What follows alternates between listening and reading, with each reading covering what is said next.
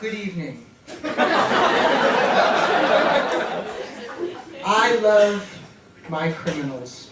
I call them my criminals because I'm a lawyer and I've spent 25 years helping them fight their cases. And I love my hometown, Brooklyn, because it's a place where people come from all over the world to make new lives and put aside their old prejudices. Where else can you find Jews and Iranians cooperating to defraud Medicare?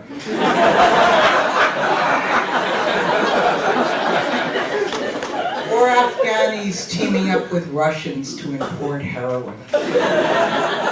It's like the United Nations, only it works. But there's one kind of criminal that really gets under my skin.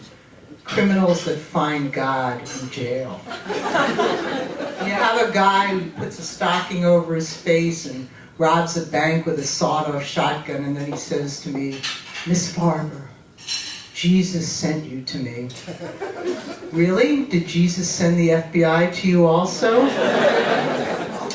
Or a guy who's been convicted of selling crack 3 times and has a teardrop tattooed on his cheek, and he says, "I'm going to leave my case in God's hands." Well, I got some bad news for you. God is going to give you a shitload of time. Now,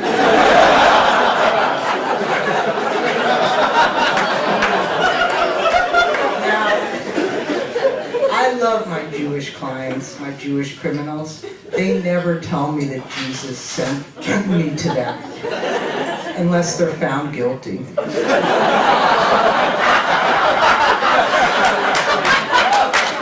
And they don't leave their fate in God's hands. They know a lot of Jews have done that in the past. It's not worked out so well. But they do believe in a God who created the heaven and the earth. And they do believe in stealing only from government-funded programs. Now, my Muslim criminals tell me that everything that happens is Allah's will. So was it Allah's will that you stole that MasterCard and used it to buy a TV? Or was it Allah's will that the TV salesman called the policeman when you came to the store wearing a turban, greeted him by saying Allah Akbar, and then gave him the MasterCard with the name of Irving Goldberg? Criminals always have a defense. Well, the undercover agent, the undercover cop says you sold him drugs. He's lying. Okay, well, your own mother says you sold her drugs. She's lying. Well, you yourself told me yesterday that you sold drugs. I was lying. Then there's a guy who's found passed out at the wheel of his car. He's arrested for drunk driving. So I said to him, the cops say they found a open container of vodka in your car. They planted it. Well, they say they found a joint in your car.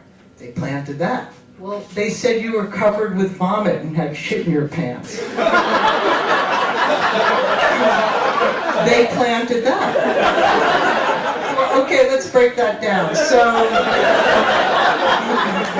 the police drive around with a bucket of vomit and a bucket of shit. They pulled you out of the car, spilled the vomit on you, pulled down your pants, put the shit in it, pulled up your pants, put you back in the car. Said, it's amazing you figured that out.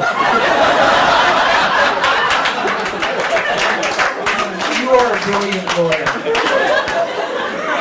And then there's what we in the biz call the why would I do that defense. Here's how that goes.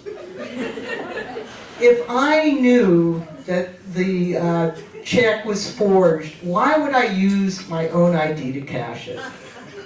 If I knew if that photograph were real of me with guns and drugs and cash, why would I post it on Facebook?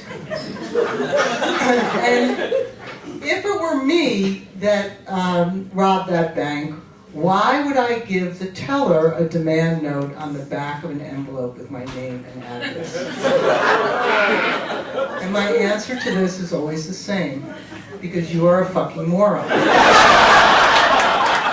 Thank you very much.